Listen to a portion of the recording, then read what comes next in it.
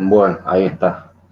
De vuelta puse los datos del celular porque la verdad que mi conexión está malísima, así que ahora sí, creo que está. Disculpen nomás la demora. Perfecto, no pasa No hay nada. problema, profe.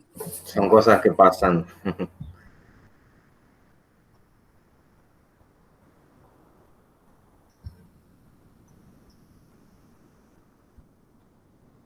A ver.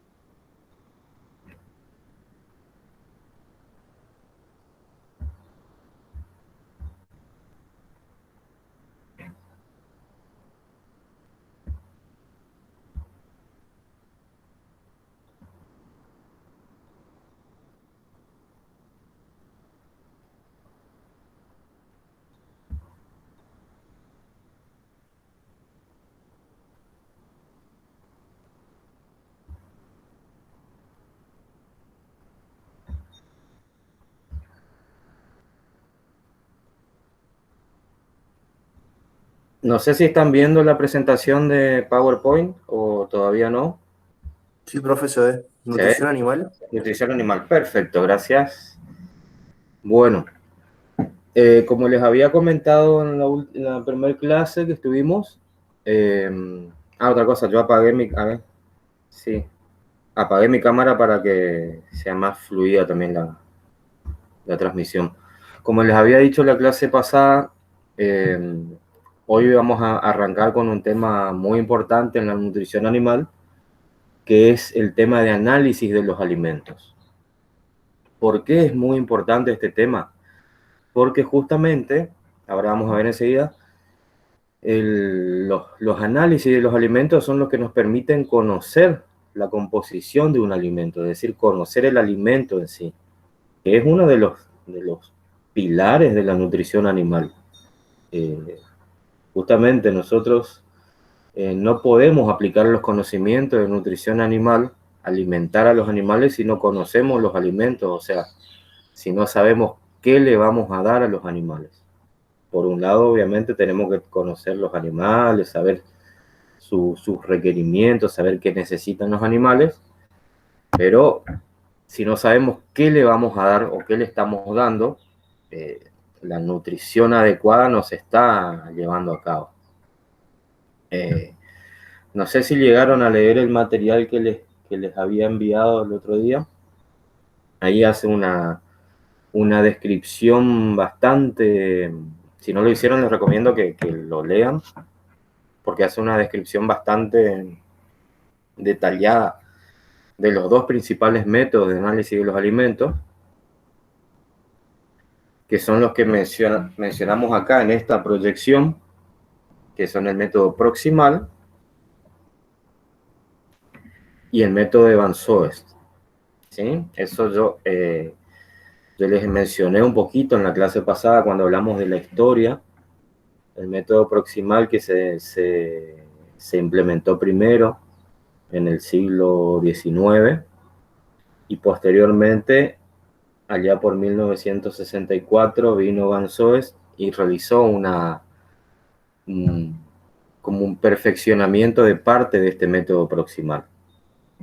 Básicamente lo que vamos a centrarnos hoy en la clase es si bien vamos a mencionar otros tipos de análisis, vamos a hablar de las fracciones de la materia seca, o sea, temas fundamentales que necesitamos conocer para, para comprender la importancia de los análisis de los alimentos. Ambos métodos, proximal y Van Soest, yo creo que más que nada vamos a centrarnos hoy en el proximal. Con eso ya tenemos bastante para hablar y para no confundir tampoco con otros temas, no sobrecargarnos. Y vamos a ver la importancia de cada fracción, o sea, el significado nutricional de cada fracción. ¿No? Un poquito, ¿cuáles son los objetivos? ¿Por qué realizamos los análisis de alimentos? Primero y principal, conocer su composición, es decir, el contenido de nutrientes. ¿Se acuerdan cuando definimos nutrientes? Que decíamos que eran sustancias esenciales para la vida, y esos nutrientes se encuentran en los alimentos. Aquí lo que vamos a hacer entonces con estos métodos es conocer qué nutrientes están presentes en los alimentos y en qué proporción, ¿sí? Qué cantidad tenemos de cada nutriente. Recuerden que los nutrientes eran, por ejemplo, las proteínas, los lípidos, los minerales, los hidratos de carbono, las vitaminas. Consideramos al agua también como un nutriente. Y después, en base a eso, en base a ese conocimiento del contenido de nutrientes, podemos darle un mejor uso al alimento, ¿sí? De acuerdo al nivel de producción que nosotros estamos esperando obtener y al tipo de animal, ¿sí? Vamos a ir viendo con el pasar de las clases que los requerimientos no son iguales para los diferentes animales, sino que van variando incluso dentro de la misma especie. De acuerdo a la categoría del animal, van variando los requerimientos, esas necesidades que tienen los animales con respecto a los nutrientes.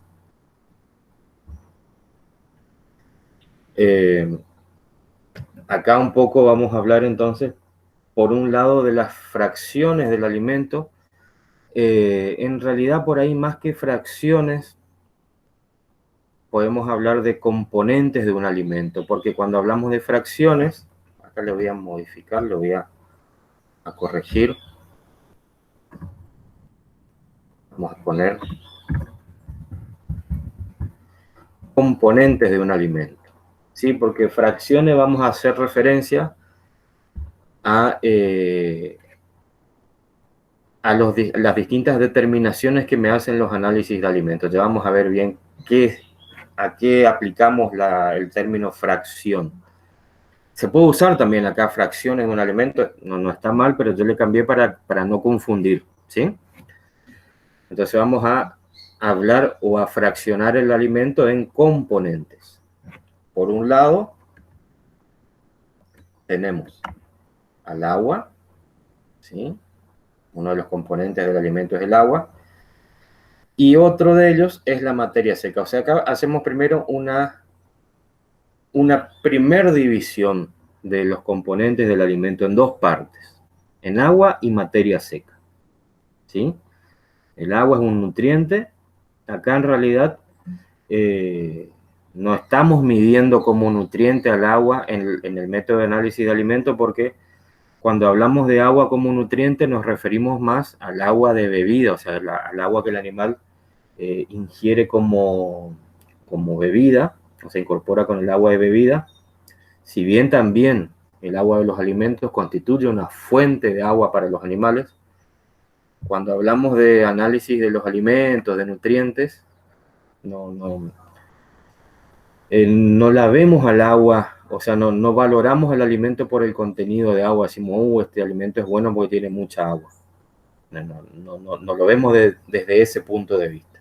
Si bien les repito, el agua es un nutriente, acá al contrario, cuanto menos agua tiene un alimento, tiene una mayor concentración de los otros nutrientes, ¿sí? El alimento es más concentrado. No sé si se entiende esa diferenciación que estoy haciendo, ¿sí?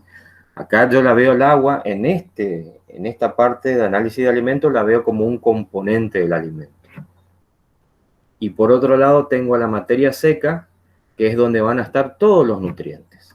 Todos los demás nutrientes van a estar contenidos en la materia seca, que a su vez de vuelta se vuelve a subdividir en una parte orgánica y un componente inorgánico que contiene los minerales.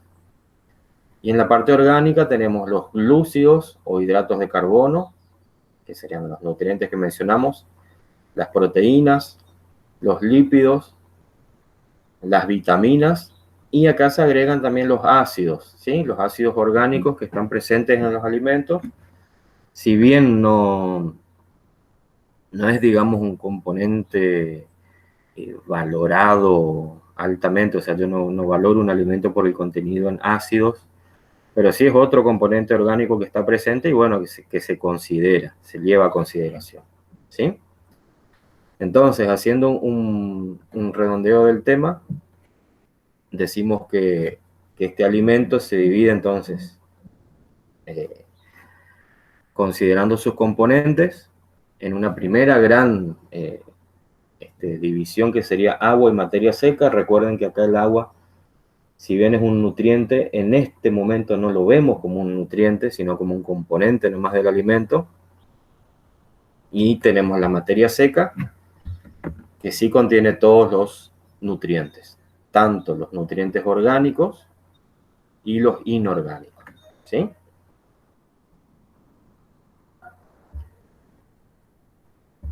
Perfecto, profe. Bueno, gracias por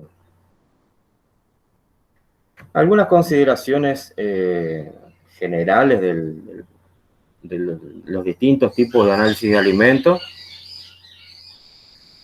Bueno, acá menciona un poquito lo que ya hablamos, que conocer y valorar los alimentos es la primera condición para alimentar correctamente a los animales. O sea, como les dije hoy, no podemos alimentar a los animales si no conocemos los alimentos.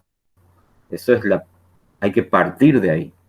No podemos intentar ser nutricionistas o ni siquiera alimentar a un animal si no sabemos qué le vamos a dar. Es imposible. Imagínense ustedes, viajan, no sé, acá nomás a Brasil, no hace falta ir muy lejos. Se van a un supermercado y se encuentran con una fruta que no conocen, con una verdura. Hay varios productos vegetales que por ahí no los conocemos y lo van a comprar y lo van a consumir así como se les ocurra, o qué van a hacer. Yo un par de veces que me fui encontré frutas o verduras que no conocía y lo que hice fue buscar en internet a ver cómo se consume, que por lo menos antes de consumir un alimento tenemos que conocerlo. Lo mismo se aplica a los animales. No podemos, bueno, ahí está el pito güey también, no podemos suministrar un alimento para que el animal lo consuma si no conocemos ese alimento. Obviamente nosotros lo hacemos empíricamente, sabemos que si le damos maíz a cualquier animal de producción, no se va a morir ese animal, pero le estamos haciendo una alimentación empírica, ¿sí? Nos basamos simplemente en que sabemos que los animales comen maíz, pero no sabemos qué le está aportando ese maíz al animal. Entonces, tenemos que conocerlo. Algunos puntos críticos, o sea, conocerlo el alimento. Algunos puntos críticos para el análisis de los alimentos es cuando yo voy a enviar una muestra, que esa muestra sea representativa, ¿sí? Es decir que, no sé si recuerdan de estadística, el concepto de muestra es una fracción representativa de la población. Acá también la muestra tiene que ser representativa del alimento que yo tengo, ¿no es cierto? Ya sea en el campo o que compré, no sé. Lo mismo que la muestra de suelo, no sé si ya cursaron edafología. Cuando ustedes toman una muestra de suelo, la muestra tiene que ser representativa de todo el sitio que ustedes quieren conocer, las características del suelo. Acá si, por ejemplo, queremos muestrear un silo o un acoplado lleno, por ejemplo, de maíz o de soja, etcétera, o semilla de algodón, tengo que tomar muestras de varias partes, después mezclo y así obtengo una muestra que representa todo ese lote de alimentos. Después también ese alimento tiene que ser perfectamente acondicionado, identificado, ¿sí? Por más que yo digo, bueno, yo sé lo que estoy mandando por una cuestión de protocolo también para el laboratorio. Tenemos que mandar el alimento identificado, ¿sí? Enviarlo de una forma adecuada. Generalmente los laboratorios ya, si el laboratorio no está en nuestra cercanía y tenemos que enviarlo por algún transporte, generalmente los laboratorios ya trabajan con algunas empresas de transporte que realizan un envío adecuado. El acondicionamiento se refiere a que el alimento no debe alterarse desde que se toma la muestra hasta que llega al laboratorio. O sea, tiene que llegar en perfecto estado de conservación. Si, por ejemplo, yo envío una muestra de una pastura, la misma tiene que ir en una bolsa cerrada herméticamente para que no se deshidrate esa muestra. O por ejemplo, si es un silaje, tiene que ir en una conservadora, refrigerado. Hay diversas condiciones que después también vamos a ver más en detalle. Y también un punto muy importante es seleccionar qué análisis voy a realizar. Porque de acuerdo al tipo de alimento o a mis necesidades, a lo que yo quiero saber, también viene el tipo de análisis que voy a hacer. Tengo diferentes opciones y tengo que saber elegir cuál es la que me conviene. Esta clasificación que están viendo acá es un poquito engorrosa, pero bueno, no se preocupen mucho, es para orientarnos. Es una clasificación basada en los tipos de procedimientos empleados. Aguanta un cochito que justo me consultaron de la clase.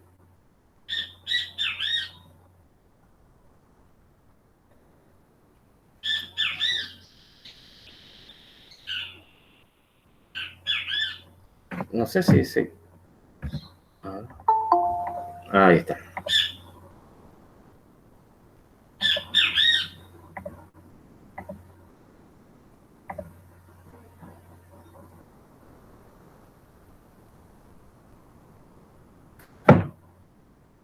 No sé si entró Diego.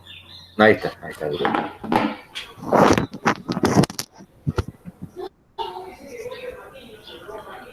Bueno, buen día, Diego. Buen día, no me figuraba la clase, por eso recién volví a Dale. ingresar. Igual recién estamos haciendo una introducción nomás. Silencia nomás tu micrófono, Diego, y prendete lo que hace. Esta clasificación es en base a los métodos que se emplean para evaluar los alimentos, métodos que ya también lo vamos a ir viendo, métodos biológicos, que pueden ser...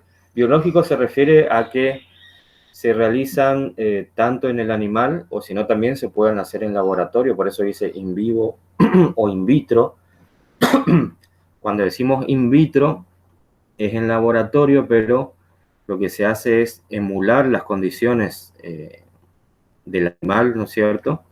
Qué sé yo, por ejemplo, podemos imitar las condiciones que ocurren en el tracto digestivo, pero se hacen a nivel del laboratorio, no se hacen en el animal. Mientras que en vivo sí, realizamos sobre el animal. Ya vamos a ver hace un momento los métodos que corresponden a este tipo de análisis. Después los métodos físicos, que pueden ser por microscopía o por NIRS, que es una abreviatura en inglés que se refiere a un análisis por rayos infrarrojos. Y después métodos químicos, que pueden ser extracciones, digestiones, cromatografía. Los métodos de análisis que vamos a ver hoy, principalmente el del método proximal, se basan más que nada en esta última clasificación en métodos químicos y sobre todo en extracciones. Ya vamos a ir viendo. Pero esto en realidad no es para que ustedes se preocupen tanto, sino simplemente para tratar de entender mejor, o sea, la finalidad de esta clasificación es decir, bueno, tales y tales métodos. pero no para saberse de memoria estos nombres por ahí que son engorrosos.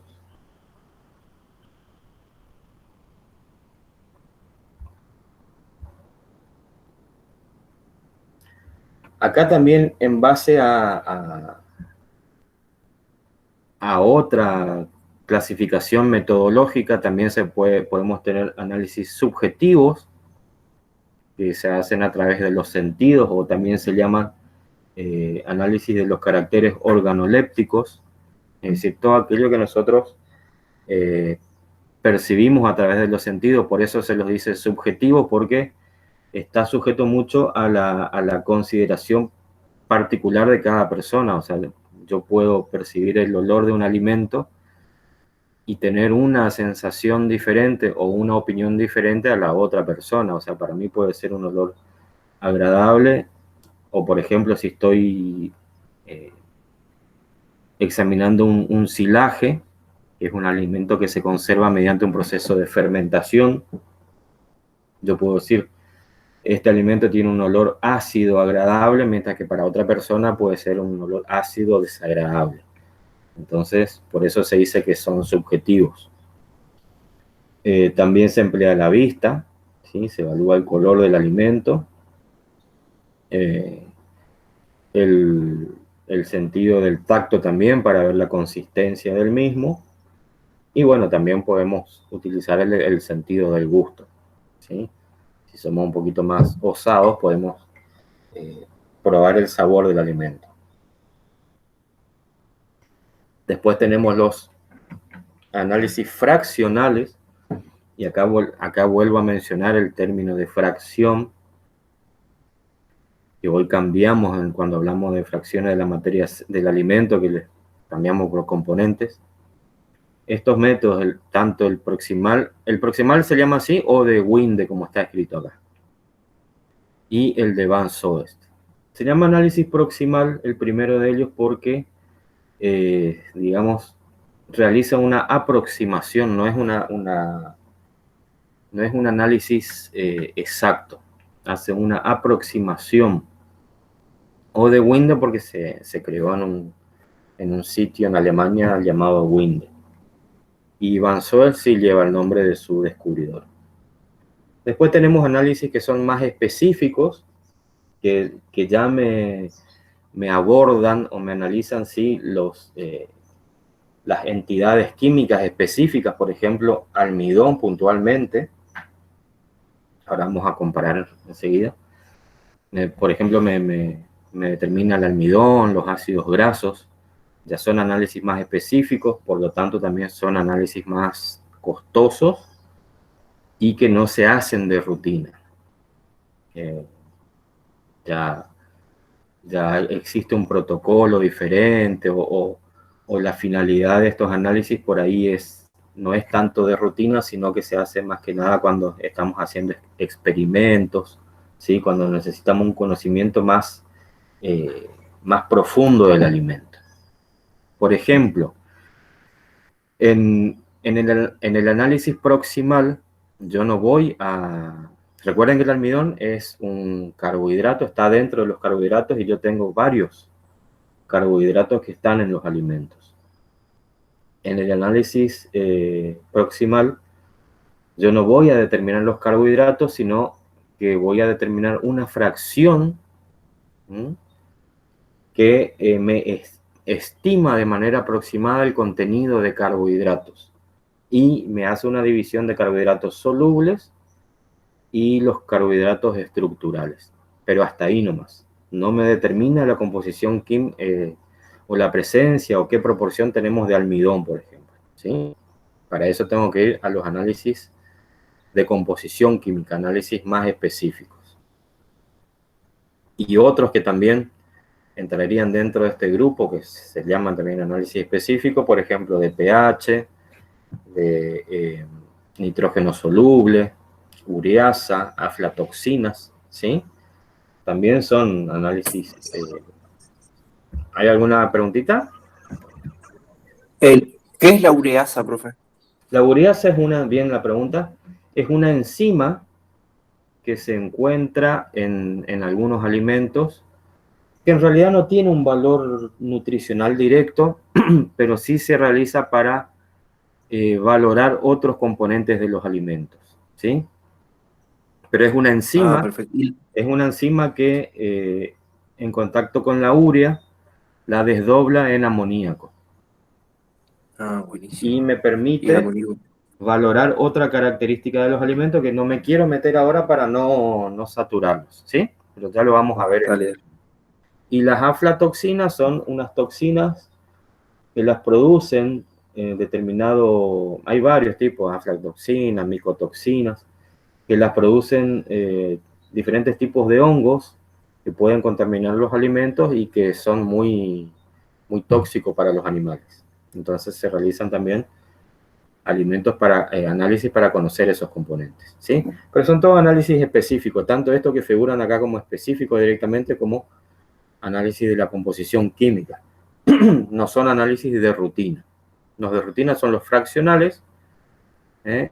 Y los que más conocemos son los de Winde y los de Van Soes, que son dos protocolos de análisis. Bueno, esto para mencionar nomás.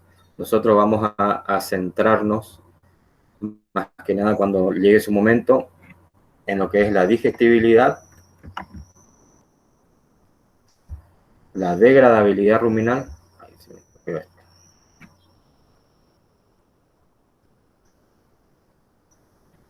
y la biodisponibilidad.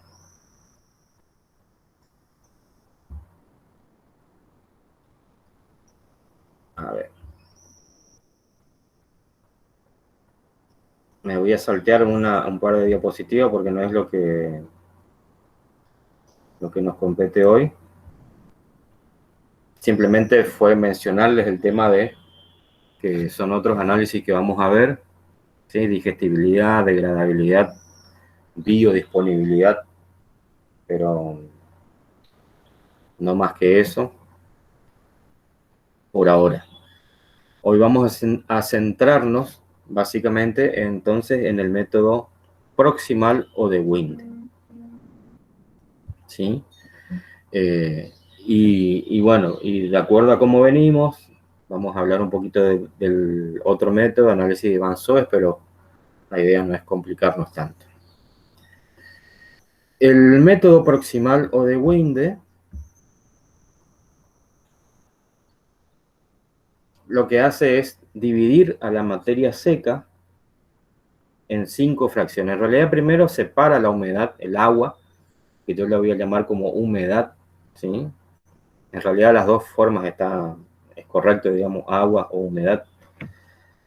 Separo por un lado ese componente y por otro lado a la materia seca la voy a dividir en 5 fracciones. ¿Qué son las fracciones desde el punto de vista? Y esto quiero que les queden claro para que puedan entender mejor. El tema de análisis de alimentos siempre cuesta entender y no es difícil.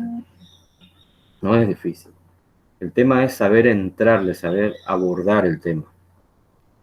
Entonces quiero que les quede bien clarito que este método se divide, o este esquema se divide a la materia seca en 5 fracciones.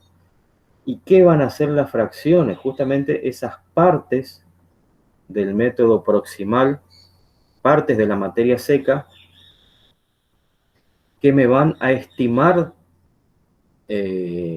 nutrientes del alimento. Van a ser estimadores de los nutrientes. Las fracciones no son entidades químicas definidas. ¿Qué quiere decir? Que van a tener una composición química variable, van a tener diferentes componentes dentro de esa fracción, ¿sí? Por ejemplo, a ver cuál es la primera que menciona acá, por ahí con un ejemplo se entiende mejor la fracción cenizas. Cuando yo digo cenizas, desde el punto de vista del método proximal, me refiero a una fracción, no me refiero a un nutriente. Es una fracción del método proximal que lo que hace es estimar a los minerales como nutrientes, ¿sí? Estima a los minerales, y los minerales sí nosotros mencionamos como nutrientes. No sé si se entiende esa diferencia. Fracciones son estimadores, no son entidades químicas definidas, tienen composición variable dentro de la fracción. Y me estiman a los nutrientes. Me dan una idea aproximada, obviamente se trata de que sea lo más próxima posible, a la composición, a la composición de ese alimento con respecto a ese nutriente. Es decir, básicamente cuánto del nutriente está presente en el alimento. Y eso es otra cosa que también mencionamos en la clase pasada, cómo yo expreso la concentración de nutrientes, o de fracción en este caso, se puede expresar siempre en relación a algo, ¿sí? O sea, yo no te puedo decir, el alimento tiene 5 de ceniza, pero 5 ¿qué? Alguna unidad tiene que llevar ese valor. Entonces, lo que más se suele usar es porcentaje, 5%, por ponerle un valor nomás, 5% de ceniza, es decir, que por cada 100 partes de alimento, 5 partes, o en realidad de materia seca, 5 partes van a ser de ceniza, ¿sí? O si no, también se puede expresar en unidad de peso en peso, por ejemplo, gramos por kilo o kilogramos por kilo, ¿sí? Por ejemplo, o por 100 gramos. Si yo quiero convertir esa unidad de porcentaje, ese 5%, quiero pasar a alguna expresión de unidad de peso en peso, puede ser 5 gramos de ceniza en 100 gramos de materia seca, o 50 gramos en 1 kilo, ¿sí? Se puede hacer interconversiones. Pero siempre tiene que expresarme la proporción de esa fracción o ese nutriente en relación al total, ¿sí? Que en este caso va a ser la materia seca. ¿Y por qué les parece que, y ahí va una preguntita grupal, o sea, para los que están presentes, ¿por qué les parece que yo primero separo el agua y recién después comienzo a fraccionar la materia seca? ¿Por qué trabajo sobre la materia seca y no sobre el alimento en fresco? ¿Qué les parece? ¿Qué se les ocurre?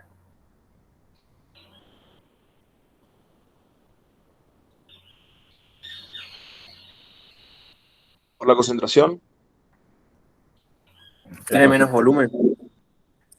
Sí, tiene... depende del tipo de alimento. Trabajamos con menos peso. Sí, puede ser. Pero ¿qué pasa con el agua? El agua es el componente que más varía en el alimento. Y yo, si quiero analizar un alimento, yo obviamente a ese alimento lo voy a comparar con otro. Yo no me puedo quedar con la información de mi alimento. ¿Cómo yo sé que ese valor que obtuve es bueno o es malo? ¿Sí? Yo, por ejemplo, analizo me adelanto ya un poquito, una harina de soja o expeller de soja, y me da un valor de 35% de proteína bruta. ¿Vieron? Esa proteína bruta es otra fracción. ¿Cómo yo sé que ese valor es bueno o es malo? ¿Sí? Entonces, ¿qué hago? Yo comparo esa información que obtuve de mi alimento con la información de alguna otra persona que hizo un análisis, o me voy directamente a tablas, ¿sí? Yo me voy a encontrar con información de la composición de los alimentos en tablas. ¿Se acuerdan que yo les mencioné en la bibliografía de la clase pasada? Las tablas de composición de los alimentos. Hay muchas tablas de diferentes empresas, entidades, organismos que realizan análisis y, bueno, y catalogan esos alimentos. Entonces yo comparo información con la de esas tablas.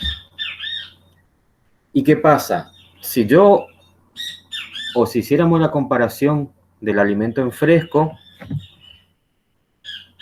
no podría, o sea, si quisiera hacerlo en realidad no podría. ¿Por qué? Porque el agua, al ser el componente más variable, esa información que yo obtengo en mi alimento seguramente no va a ser no tuvo el mismo valor de humedad o de agua que el de otro alimento. Entonces, por eso lo que hacemos es quitar el agua, eliminamos el agua, y ahí nos quedamos. Me voy a espantar ese pito huevo que está. Ahí se fue. Se ponen como locos los pito huevos. Esperen.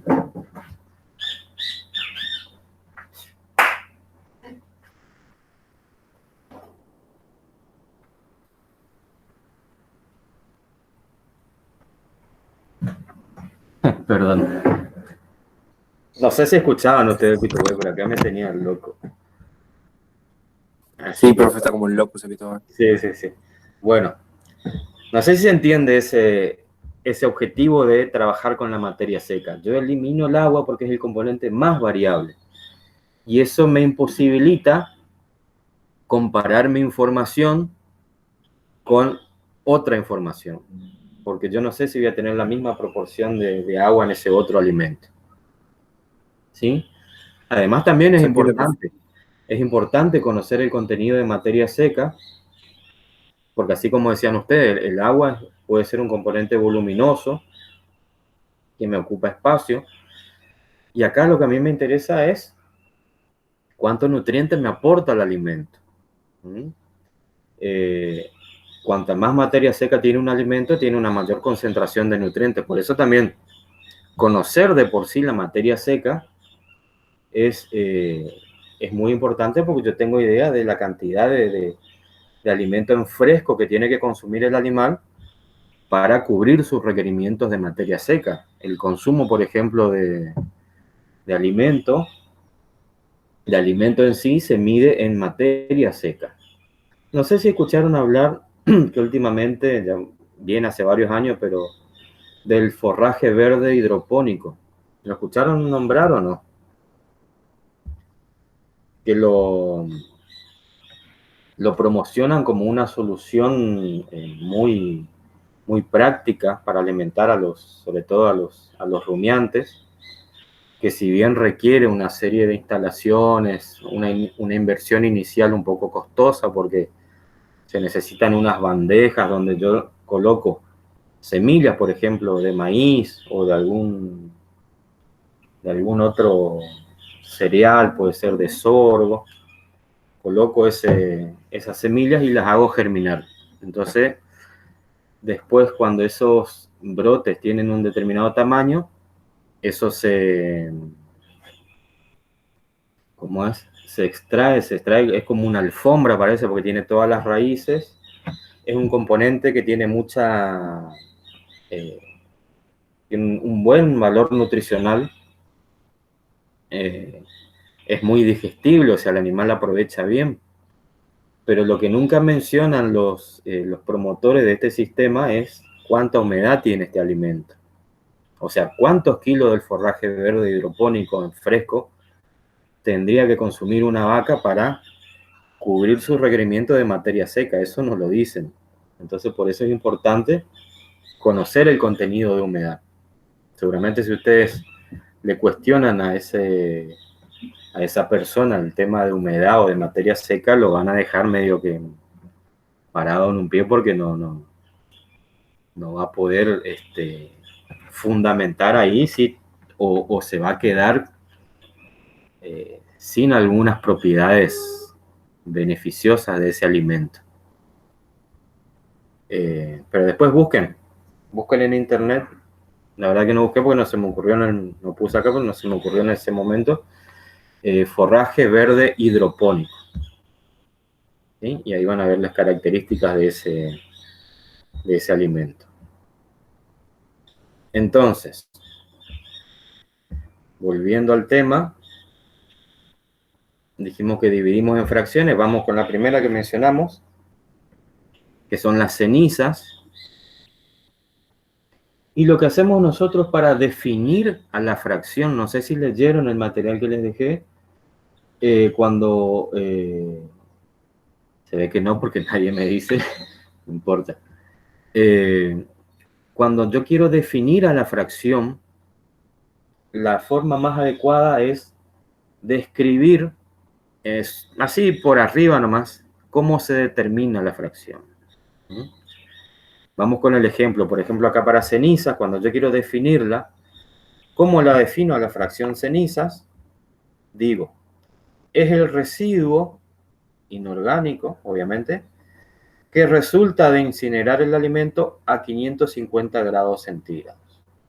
Se incinera en un aparatito que se llama mufla.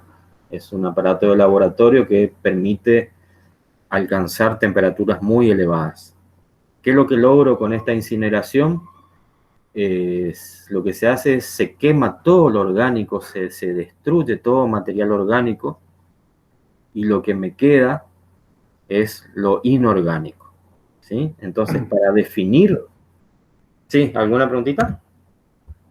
No, lo que decía era que no había que pasar esa temperatura. Era llegar hasta ahí, pero no pasar porque iba a haber grandes pérdidas. Claro. ¿Por qué? ¿Por qué van a haber pérdidas? Porque ya se comienzan a más temperaturas, algunos minerales se comienzan a volatilizar, entonces voy a tener pérdida de ese componente inorgánico, ¿sí?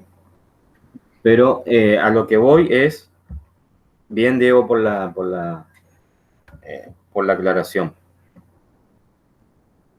A lo que voy es, esto es una norma general, que cuando yo voy a definir la fracción, describo someramente, no hace falta que entremos en detalles de laboratorio muy finos, no es el objetivo, pero sí una descripción básica de cómo se determina la fracción. Y eso me define a la fracción.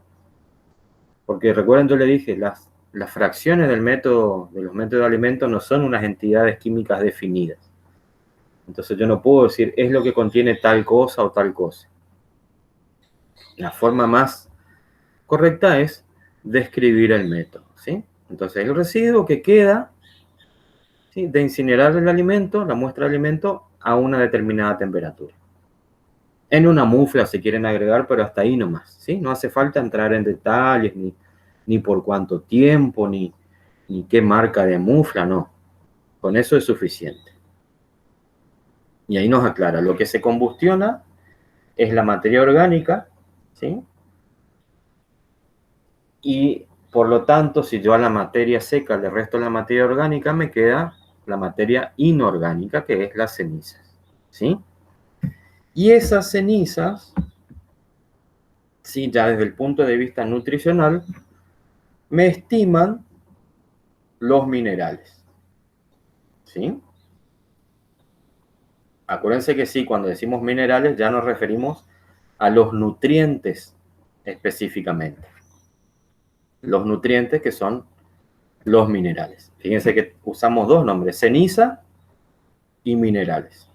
Ceniza es la fracción del método proximal que me estima a los minerales como nutrientes.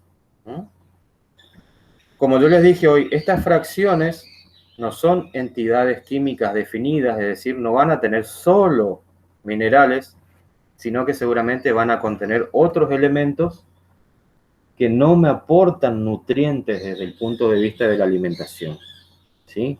Otras sustancias que el animal no las aprovecha. En este caso, en el caso de las cenizas, también voy a tener, por ejemplo, sílice, ¿no?, que no es lo mismo que silicio. El mineral silicio sí es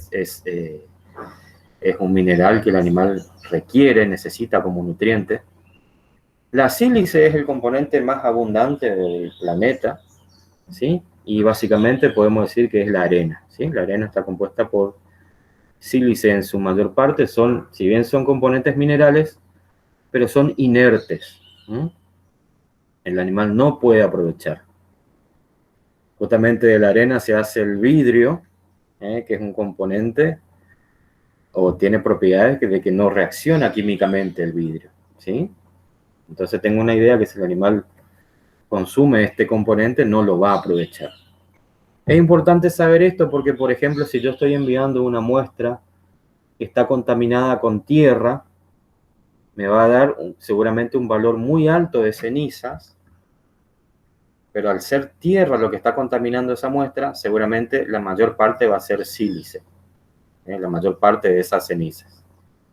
decir, de todo el total de la fracción, la mayor parte es este componente que el animal no lo puede aprovechar, es decir, voy a tener muy pocos minerales en relación al total de las cenizas, ¿sí?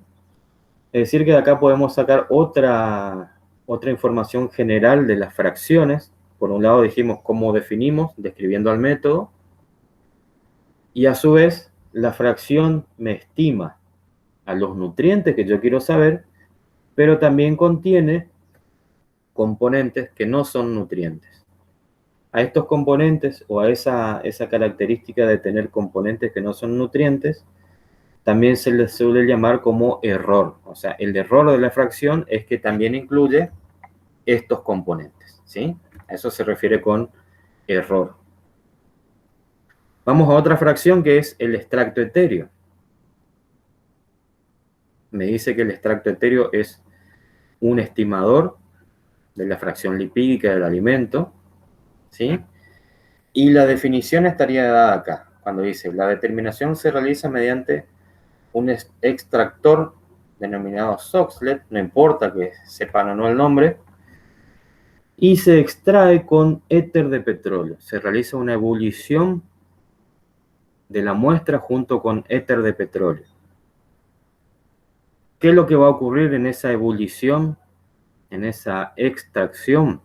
Todo lo que sea soluble en éter se va a ir con ese éter y lo que me queda como residuo, yo lo peso y después hago la diferencia con la muestra inicial, ¿sí? Y ahí obtengo lo que se fue con el éter. Justamente todo lo que se fue con el éter van a ser los lípidos, ¿sí? O sea, va a ser el extracto etéreo en realidad, ¿no? El extracto etéreo, por eso se llama extracto etéreo, es todo lo que yo extraigo de la muestra por una ebullición con éter de petróleo. Y me estima a los lípidos del alimento, aunque también contiene otras sustancias no lipídicas, ¿sí? Desde el punto de vista nutricional, como vitaminas, pigmentos, hormonas. Acá también podemos agregar las ceras vegetales. Vieron que las hojas de las plantas contienen un recubrimiento de cera. Esas ceras también son solubles en éter de petróleo, pero no son aprovechables por los animales. El animal no puede aprovecharla como un lípido, ¿sí? Entonces, redondeando esta fracción, extracto etéreo, definimos qué es extracto etéreo. Es todo lo que extraemos de una muestra. Acá no puse, en realidad no escribí el método. Es todo lo que extraemos de la muestra con una ebullición con éter de petróleo.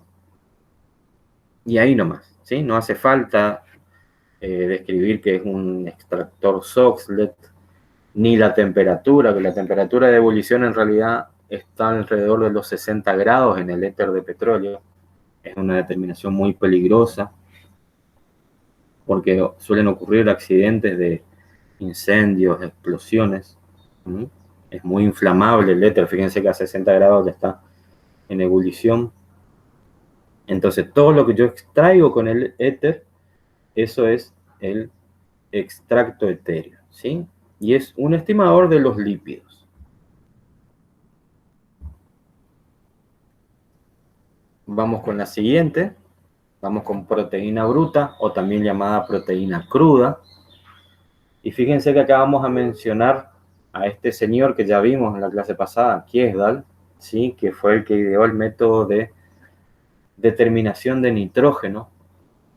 Nosotros lo que hacemos es medir al nitrógeno que está en el alimento. A ese nitrógeno lo multiplicamos por 6,25 y ese resultado es proteína bruta, ¿sí? Entonces la definición es el nitrógeno presente en el alimento que fue obtenido por el método de Kiesdal multiplicado por 6,25. Y eso es todo. Esa es la definición de proteína bruta, ¿sí?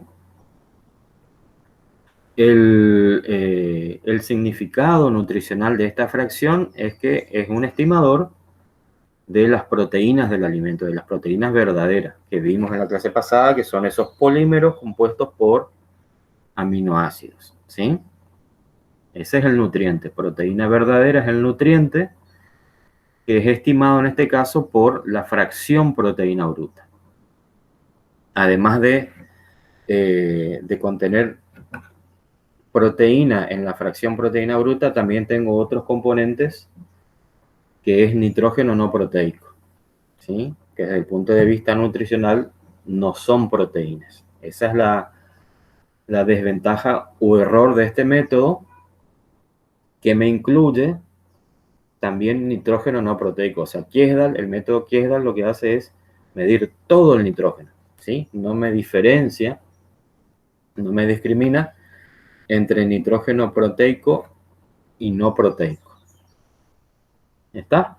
Pero bueno, acá lo importante es que ustedes se queden con que la definición del método, de la fracción, perdón, es el nitrógeno Kiesdal presente en el alimento multiplicado por 6,25. ¿Sí? Ese 6,25, ese valor es un valor medio que se toma porque la mayoría de las proteínas contienen un 16% de nitrógeno. Entonces, si yo hago esa división de 100% dividido por 16, o sea, dividido por el nitrógeno que tengo en las proteínas,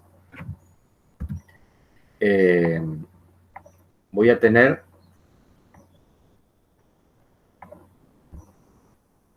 ahí entró gente, voy a tener que a cada fracción de nitrógeno le corresponden 6,25 fracciones de proteína. Por eso multiplicamos por 6,25.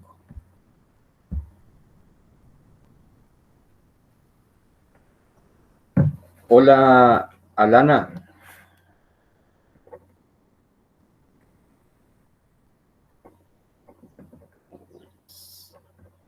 Alana, ¿vos estás cursando la materia? ¿Nutrición?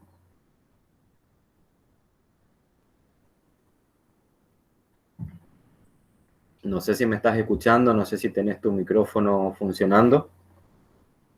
Te comento nomás que hoy estamos dando el tema de análisis de alimentos, ¿sí? Para que estés sabiendo de qué estamos hablando. Igual después lo vamos a volver a ver. No te preocupes por lo que faltó que veas en esta clase. Estamos entonces, multiplicamos por 6,25 el valor de nitrógeno, porque eso sale de que las proteínas tienen un 16% de nitrógeno, y si yo divido 100 por 16 obtengo 6,25. Es decir, por cada parte de nitrógeno yo tengo un equivalente de 6,25 partes de proteína, ¿sí? Es una estimación que se hace. Recuerden que esta fracción contiene también nitrógeno no proteico, o sea, ese es el error que presenta.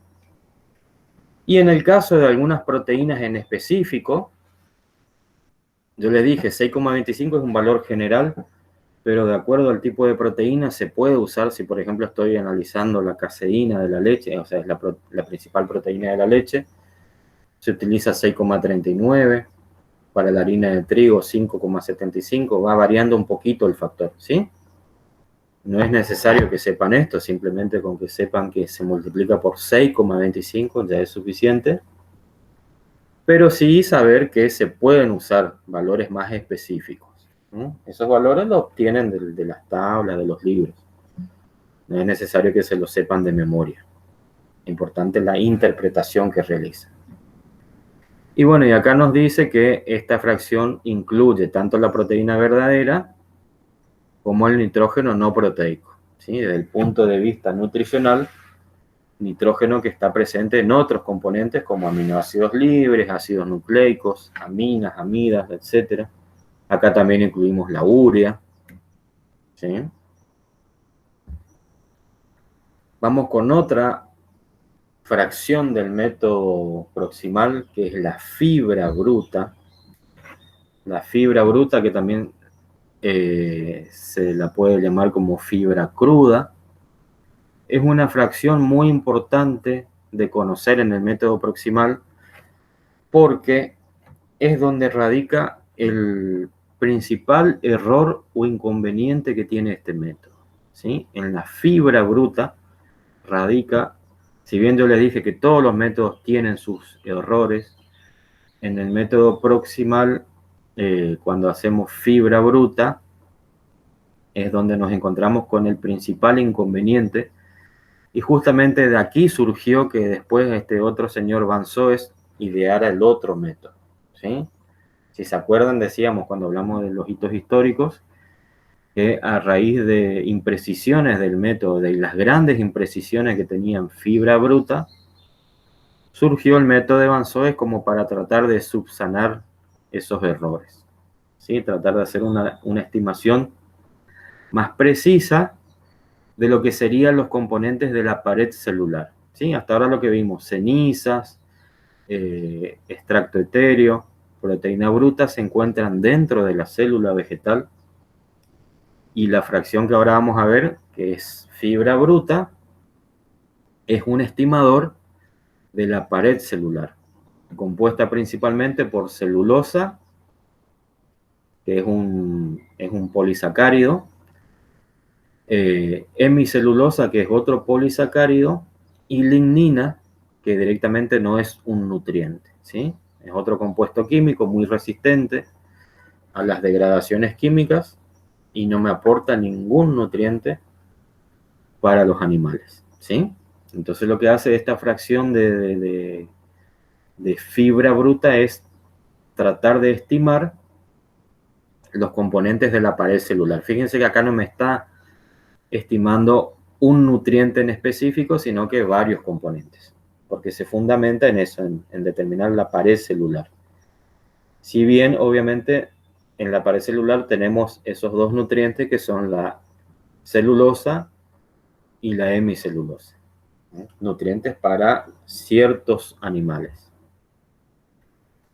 ¿Cómo se determina fibra bruta? O sea, ¿qué es lo que hicieron los creadores del método? Trataron de simular las condiciones que ocurren en el tracto digestivo, haciendo que la muestra del alimento pase por unos procesos donde, en teoría, se produce la digestión de todos los componentes del contenido celular, y lo que me queda que no es digerible por los animales sería la pared celular. Entonces lo que hacen en el método este es someter a la muestra a dos hidrólisis, una hidrólisis ácida y una hidrólisis alcalina.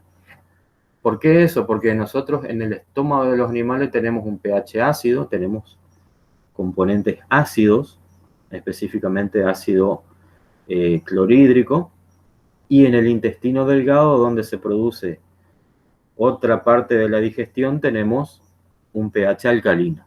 Entonces, ellos trataron de imitar esas condiciones.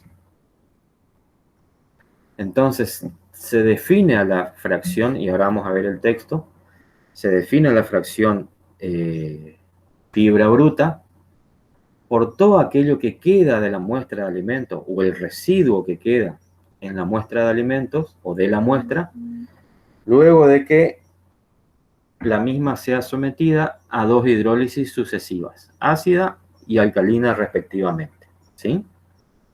Y eso que me queda como residuo es un estimador, o se asume, se supone que lo que queda es la pared celular, compuesta por celulosa, hemicelulosa y lignina.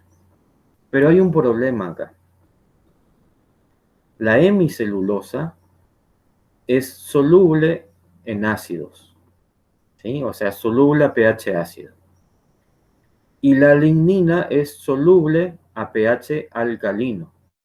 Entonces, ¿qué va a ocurrir en esta determinación de fibra bruta? ¿Qué les parece que va a pasar? ¿Cuál va a ser el problema que vamos a tener?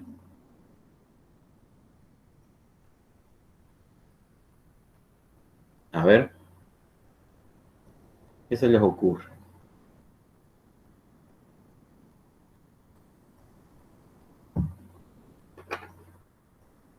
Recuerden, yo estoy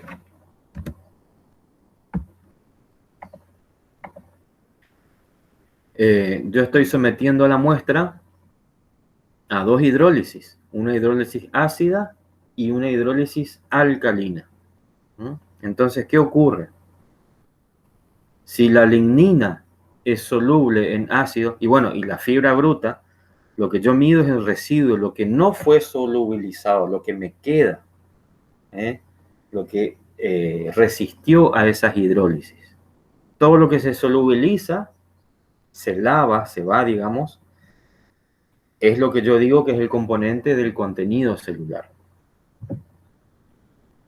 Entonces, ¿qué ocurre con la lignina al ser soluble en ácido? Justamente en esta primera hidrólisis que yo hago, en esta hidrólisis ácida, la lignina se pierde, se va, no me va a aparecer en el residuo, que sería la fibra bruta.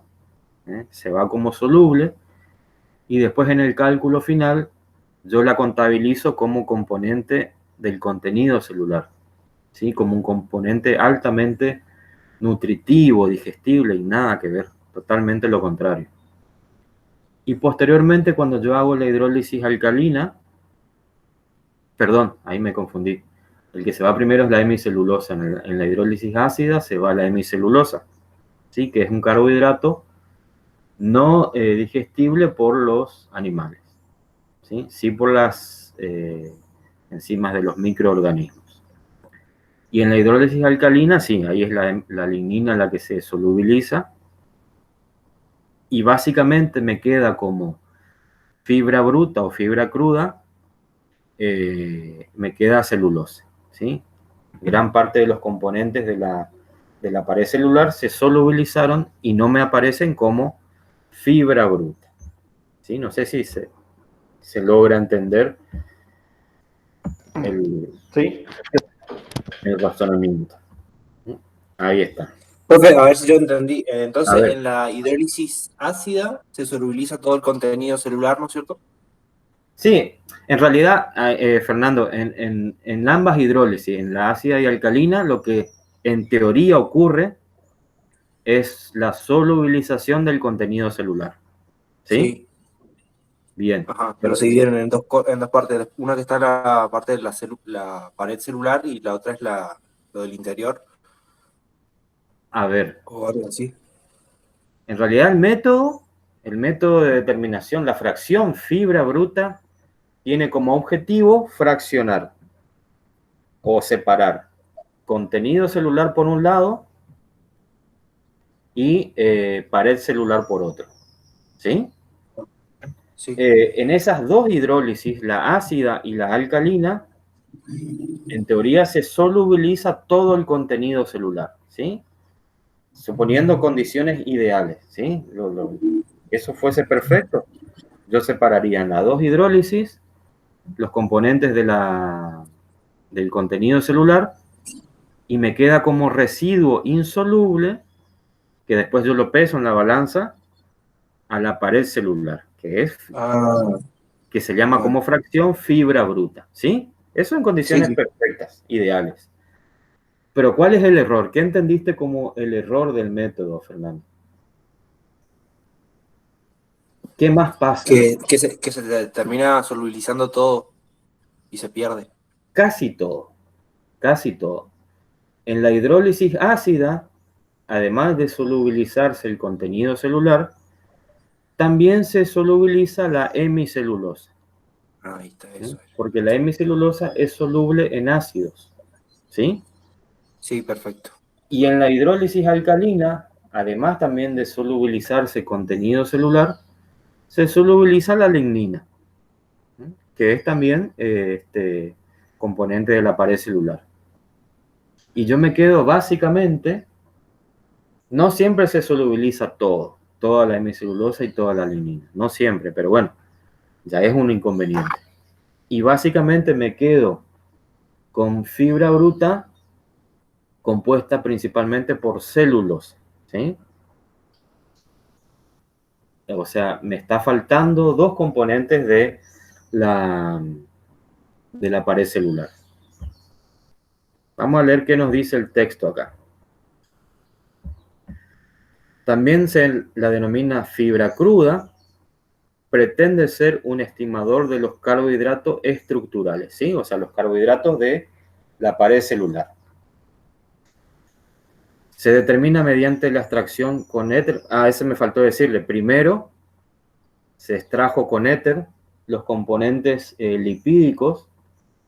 Pasa que en realidad este análisis puede estar concatenado con el extracto etéreo. O sea, una vez que yo extraje el extracto etéreo, a ese residuo hago la determinación de fibra bruta y ahí le realizo las dos hidrólisis. Una ácida con ácido sulfúrico, no es necesario que se acuerden de esto, y una alcalina con hidróxido de sodio, pretendiendo simular una digestión ácida del estómago y una digestión alcalina en el intestino, ¿sí? Eso fue lo que yo les comenté.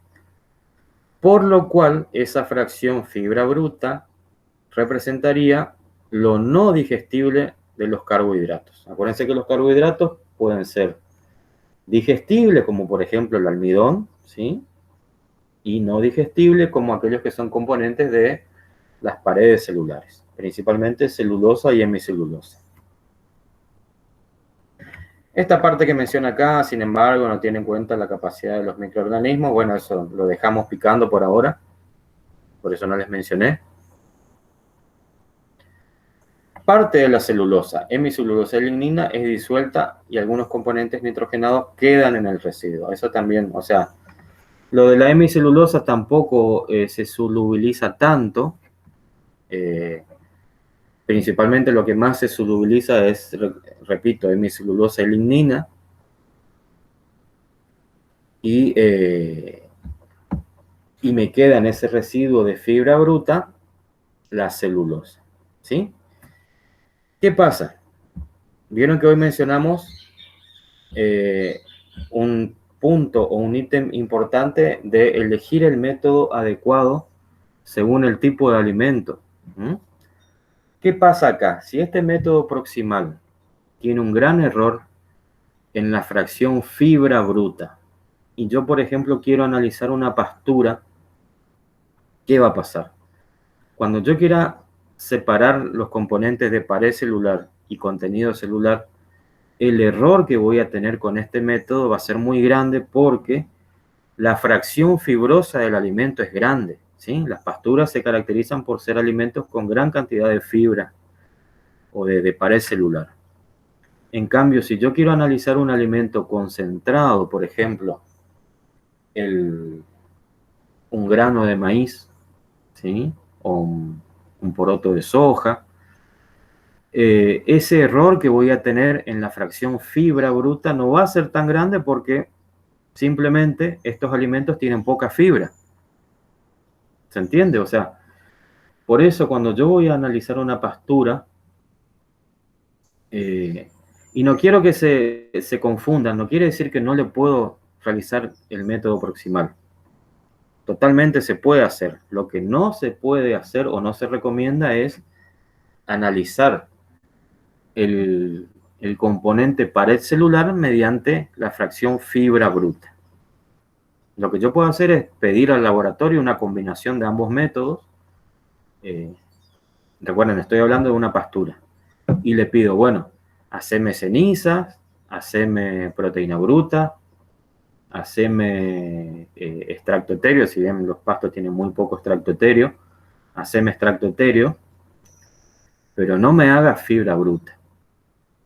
Haceme para esta parte el método de Van Soest, ¿sí? Hacemos una combinación.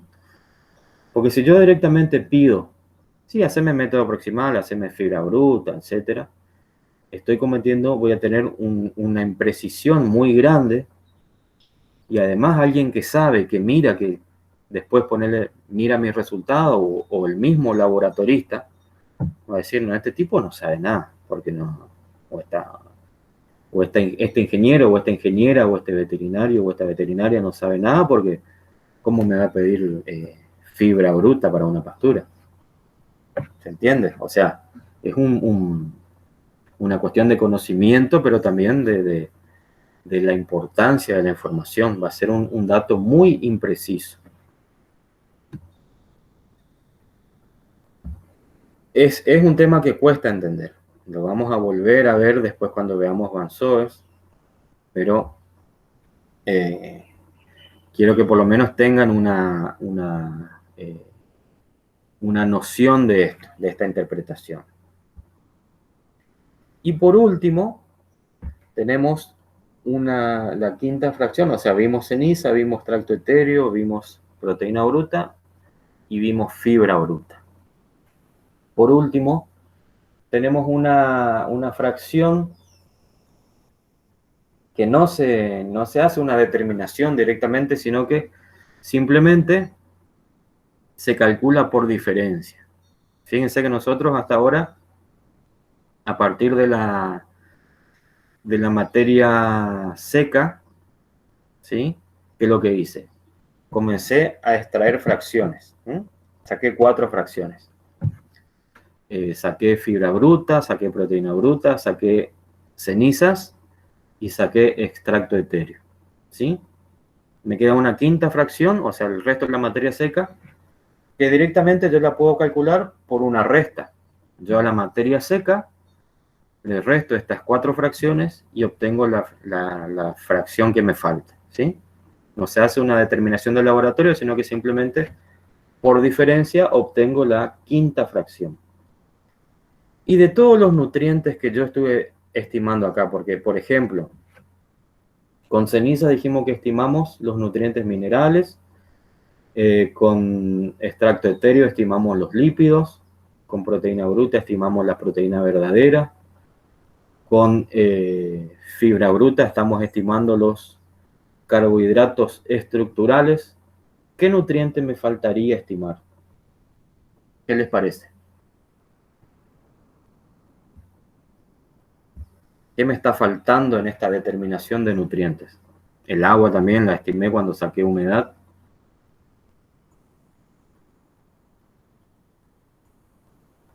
A ver, acá escribieron algo. El nitrógeno no. El nitrógeno, Diego, lo determiné en proteína bruta. Cuando dice proteína bruta, perdón. Sí, cuando dice proteína bruta, ahí leí el mensaje de Lucas, gracias. Lo de Alana. Cuando yo hago proteína bruta, justamente mediante el método de Kiesdal, estoy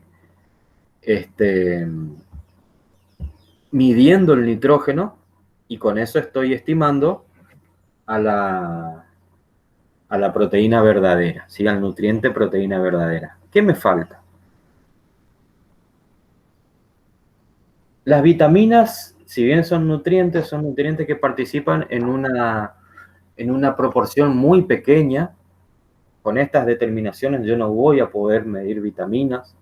Es muy difícil medir las vitaminas, ¿sí? Se hacen determinaciones más específicas. ¿Qué me estaría faltando? Un gran componente. Por ejemplo, si estoy hablando del grano de maíz, ¿qué puedo estar teniendo ahí? ¿Almidón? Almidón. ¿Y qué es el almidón? Químicamente, ¿qué es? Es un carbohidrato no estructural. O también se dice carbohidratos solubles, ¿sí? En estas 5 fracciones que yo determiné, me están faltando principalmente esos azúcares. ¿Sí, Fernando, querés decir algo? No. Era carbohidratos nomás. Sí, son los carbohidratos, o también se los llama azúcares solubles, ¿sí? Que son componentes muy importantes en el alimento porque me aportan energía, ¿sí? Y eso me faltó acá, en esta determinación yo no obtuve. Entonces esa quinta fracción va a ser estimadora de esos carbohidratos, ¿sí? De esos carbohidratos no estructurales. Obviamente, al ser una fracción que se calcula por diferencia de las otras fracciones, restándole al 100%, cada error que yo pueda cometer en las otras fracciones se acumula en esta fracción, ¿sí? Por ejemplo, toda esa hemicelulosa y lignina que se escaparon en mi determinación de fibra bruta, van a caer en esta fracción por decantación, ¿sí? Porque si nosotros nos ponemos a pensar hemicelulosa y lignina, en la estimación de ceniza se queman completamente porque son compuestos orgánicos, o sea que en ceniza no me van a aparecer. No son solubles en éter de petróleo, entonces como extracto etéreo tampoco me aparecen. No contienen nitrógeno, entonces como proteína bruta tampoco me aparecen. Y como dijimos, en fibra bruta se solubilizan en esas hidrólisis ácida y alcalina. Entonces, por descarte, por decantación, me aparecen como esa quinta fracción, que ya les voy a decir el nombre, ¿sí? Que es una fracción que yo estoy utilizando para estimar principalmente el almidón, que es el carbohidrato no estructural más abundante, en general, no en todos los casos, pero en general es el más abundante. Si estoy hablando, por ejemplo, de caña de azúcar, ahí no, porque ahí tengo la sacarosa como principal componente de carbohidratos no estructurales, pero si no es el almidón. Y si yo hice ese análisis de un pasto mediante este método, además del error en fibra bruta, también estoy cometiendo el error de que en esta quinta fracción, donde yo quiero estimar almidón, estoy metiendo en la misma bolsa a la hemicelulosa y a la lignina, ¿sí? Entonces se puede decir que el error que se comete es un error doble. Esa fracción se llama extracto libre de nitrógeno, o también se llama extracto no nitrogenado, porque no contiene nitrógeno. También se lo puede encontrar en algunos libros como justamente carbohidratos no estructurales, porque intenta estimar esa fracción de carbohidratos.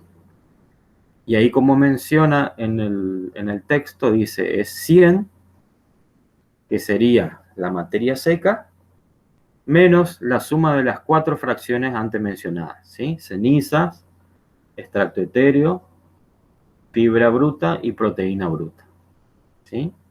Y ahí me dice, esto implica que su determinación arrastra los errores cometidos en las otras determinaciones, pretende ser un estimador del almidón, los azúcares solubles y otros compuestos que asumimos que son totalmente digestibles por el animal o altamente digestibles, pero también incluye celulosa y en su mayor parte hemicelulosa y lignina, ¿sí? Ahí aclara también lo que yo les dije, la mayor crítica de este método, del método proximal, es que tanto la fibra bruta como el extracto no nitrogenado presentan un gran error, ¿sí? O sea, estos errores van de la mano. Tanto el error de fibra bruta como el de extracto no nitrogenado van de la mano, y principalmente si estamos hablando de un alimento de tipo fibroso. Ahí dice, por ejemplo, después en la última parte del texto, a mayor contenido de lignina en el alimento, mayor será la diferencia entre la separación del método proximal y la ideal, ¿sí? Por lo tanto, este método no resulta adecuado para alimentos voluminosos o fibrosos, ¿sí?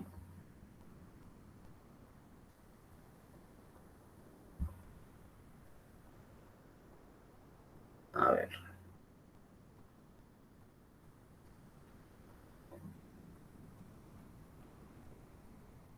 Bien, acá está un esquema que les quería mostrar de cómo va transcurriendo el método proximal, ¿sí? Ingresa la muestra. Obviamente esta muestra previamente se tiene que secar a 105 grados centígrados. Con ese proceso que se realiza en una estufa, lo que se obtiene es la materia seca, ¿sí? Yo cuando realizo ese secado en la estufa a 105 grados, lo que estoy haciendo es eliminar el contenido de humedad o agua del alimento, ¿sí? Eso sería la materia seca. Yo lo que voy haciendo es ir obteniendo distintas submuestras. Una parte yo la puedo llevar a la mufla. La determinación de ceniza puede ser de la muestra directamente o si no puede ir también de la materia seca, ¿eh? Eso es indistinto, pero por ahí lo más recomendable también es que de la materia seca se haga directamente ceniza y no de la muestra, ¿sí? Para evitar justamente estos errores por el contenido de humedad del alimento, ¿sí? Si no, después hay que estar haciendo la corrección de acuerdo a la humedad. Se puede hacer, se hace, pero es más conveniente hacerlo con la muestra seca, ¿sí? Entonces, este secado o deshidratado, ¿sí? Se puede decir de una deshidratación porque yo estoy eliminando totalmente el contenido de humedad. De esta, acá en realidad las flechitas están mal.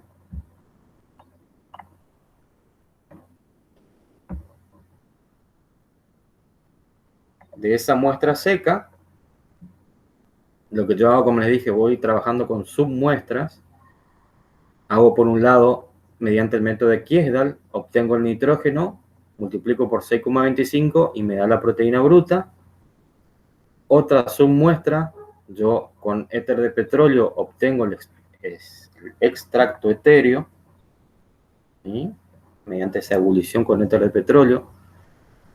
A partir de ese residuo libre de lípidos, o sea, el residuo que me quedó de la extracción del extracto etéreo, yo hago estas extracciones ácida y alcalina, que yo les dije hoy, las hidrólisis ácida y alcalina, donde en teoría yo estoy extrayendo el contenido celular, ¿sí? Me queda la fibra bruta y las cenizas, ¿no? Porque en esta determinación yo también tengo cenizas, ¿sí? Acuérdense que para obtención de cenizas, acá estas muestras no están libres de ceniza. Entonces yo, para extraer ceniza después, para separar correctamente, coloco en una mufla, ¿sí? Separo ceniza y lo que me quedaría sería fibra bruta. Pero si nos olvidamos de ceniza, para no complicar tanto, me quedaría directamente con fibra bruta. Luego de esas dos extracciones ácida y alcalina, me quedaría con fibra bruta, ¿sí?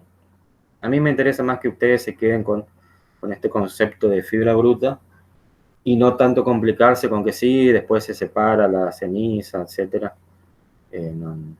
No es tan importante que, obviamente, no quiere decir que no tienen que saberlo, pero me interesa la interpretación que hagan de qué es lo que me queda en fibra bruta, ¿no? Y recuerden después, a esa... a ver, ya no. A esta separación de fibra bruta y todas las otras fracciones, el extracto etéreo, la proteína bruta y las cenizas, ¿sí? Si yo le resto la materia seca, lo que me queda sería el contenido celular, ¿sí? O sea, el contenido celular menos estas fracciones que estaban en el mismo, ¿sí? Es decir, lo que me queda serían los carbohidratos solubles. ¿Está? Y yo creo que por acá conviene que nos quedemos, que nos planteemos para no entrar a confundir con el otro método de análisis. Y de última les voy a hacer una pequeña descripción del método de Van Soest, como para que no se vayan con, como ya les pasé el texto y habla de, habla también de Van Soest. En todo caso, vemos un poquito una descripción rápida del otro método, ¿sí? Y ahí concluimos la clase. ¿Les parece?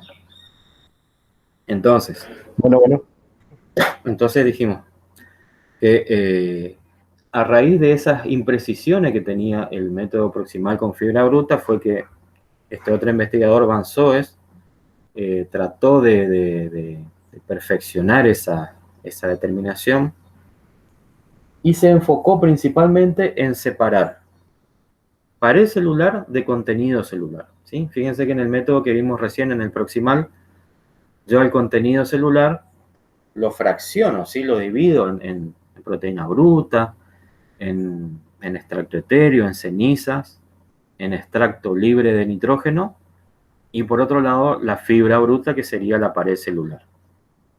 Acá lo que hace este método es, por un lado, me separa el contenido celular, ¿sí? Y acá estarían esas 4 fracciones, acá estarían los minerales, acá estaría la proteína bruta, el extracto etéreo y el extracto no nitrogenado.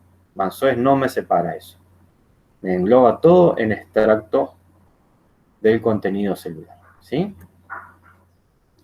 Y lo que va a hacer primero con la muestra es someterla a una ebullición con detergente neutro y ahí es donde se separa.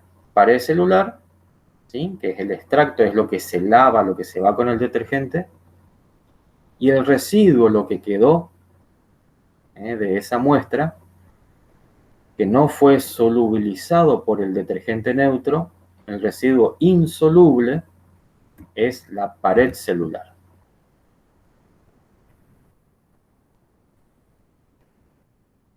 Vamos a poner acá insoluble, ¿sí?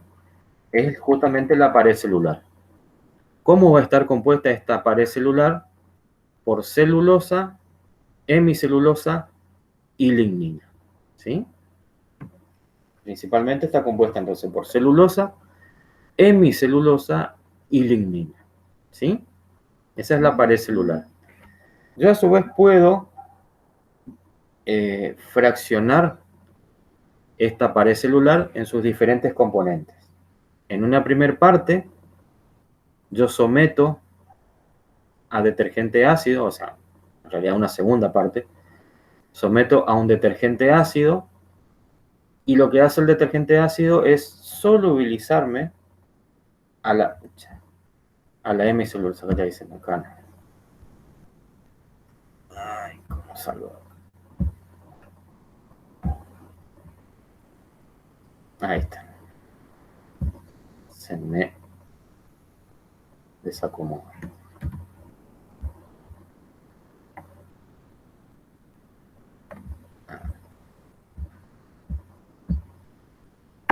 Ahí está. Yo lo que hago con ese detergente ácido es solubilizar a la hemicelulosa, ¿sí? Y lo que me queda como residuo va a ser celulosa, de vuelta lo mismo. Celulosa y lignina. ¿Se acuerdan de cuando hablamos de la determinación de fibra bruta? Dijimos que la hemicelulosa es soluble en ácido. Y ese era el problema que teníamos cuando hacíamos esa hidrólisis ácida en la determinación de fibra bruta. Acá justamente se aprovecha esa característica para cuantificar la hemicelulosa, porque se va como un extracto soluble en ácido, ¿sí? O sea que este conocimiento, esta información que me da Mansoes, justamente me respalda lo que yo digo en el método proximal, que no puedo hacer o no me conviene determinar fibra bruta a un alimento fibroso porque justamente la hemicelulosa es soluble en ácido, ¿sí? Y posteriormente yo puedo separar, si quiero, a lo que me queda como residuo de celulosa y lignina por 2 métodos de oxidación, 2 diferentes. Cualquiera de los 2 sirve, pero no hago los 2 a la vez, sino que con uno es suficiente. Por un lado, produzco o realizo una oxidación con ácido sulfúrico, y lo que hace ese ácido es destruirme a la celulosa y me queda la lignina. O si no, puedo usar permanganato de potasio, que se encuentra en una solución alcalina, y ese justamente permanganato de potasio, al estar en un pH alcalino, lo que hace es solubilizarme a la lignina. Y eso también ya sabíamos previamente cuando vimos el método proximal en fibra bruta, que esa hidrólisis alcalina me solubilizaba a la lignina. En ese caso era un inconveniente. Acá se aprovecha eso para separar estas fracciones, ¿sí? Entonces, básicamente lo que hago es separar contenido celular de pared celular y a su vez puedo ir fraccionando los distintos componentes de la pared celular. Este primer componente de la pared celular, este primer residuo que tengo acá,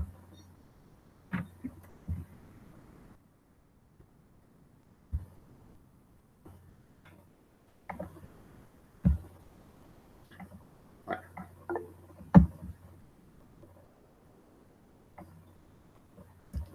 a ver.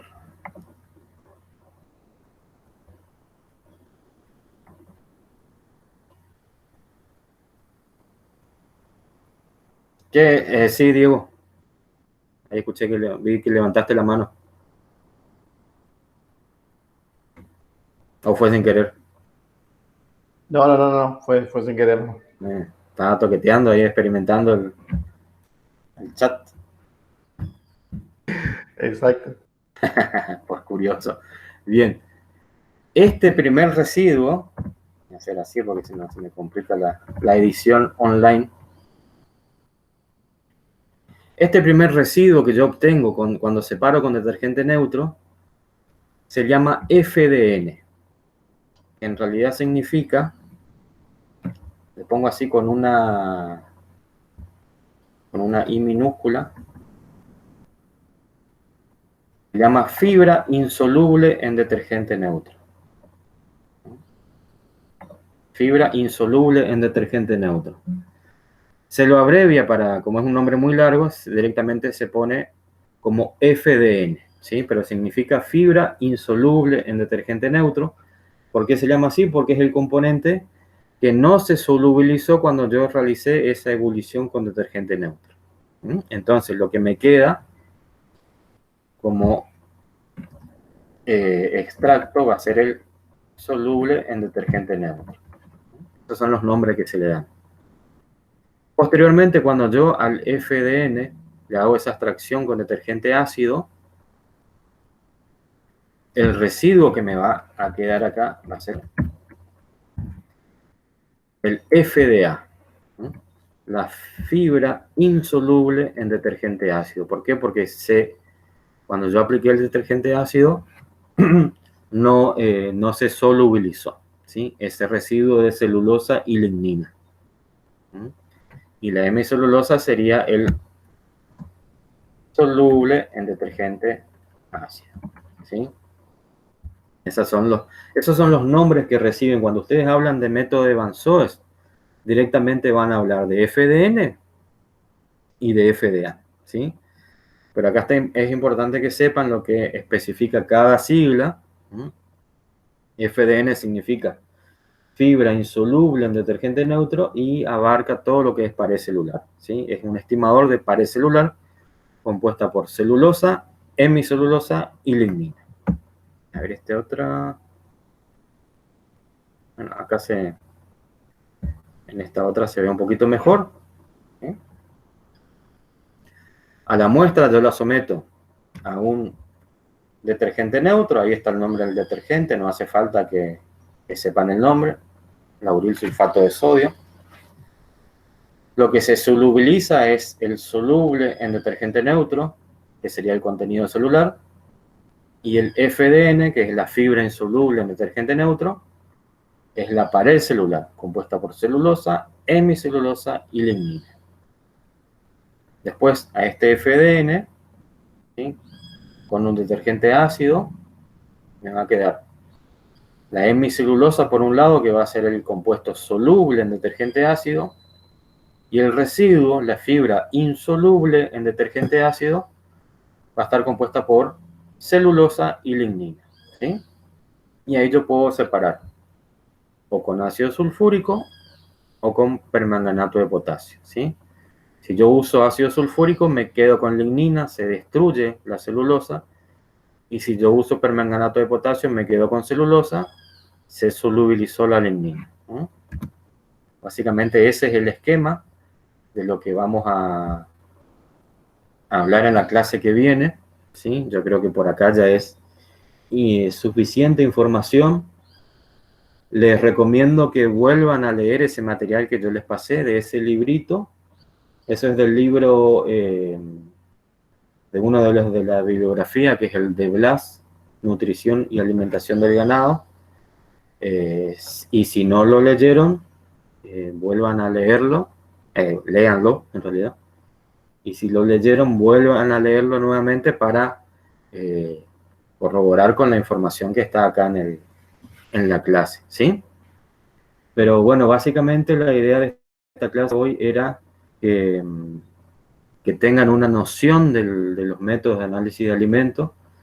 Yo creo que la clase que viene vamos a tener que hacer una nueva clase de este tema, ya ir afinando un poquito más, porque les repito, es un tema bastante complejo de entender al principio. Una vez que le agarran la mano, digamos, se entiende bien, pero al principio cuesta un poco. No sé, ¿hay alguna pregunta que quieran realizar? No, justamente le iba a decir que sería bueno repasar Sí, la totalmente. próxima. Seguramente después los cálculos va a ser en base a eso. Claro, justamente la idea es por ahí la clase que viene, porque lo ideal es que la clase no sea tan larga para no saturarlos a ustedes, y bueno, el docente también se cansa y por ahí la calidad de la clase va disminuyendo. Pero tratar de que no sea tan larga la teoría y ya ir haciendo algunos ejercicios prácticos, ¿no es cierto? Algunos cálculos en base a esta información. Lo que pasa que para empezar a realizar los ejercicios es necesario que ustedes hayan conocido estos conceptos, porque vamos a hacer en base a esta teoría, lo que es fibra bruta, proteína bruta, etcétera, ¿sí? Después otra cosa, bueno, voy a dejar ya de grabar. Así no es tan largo el video.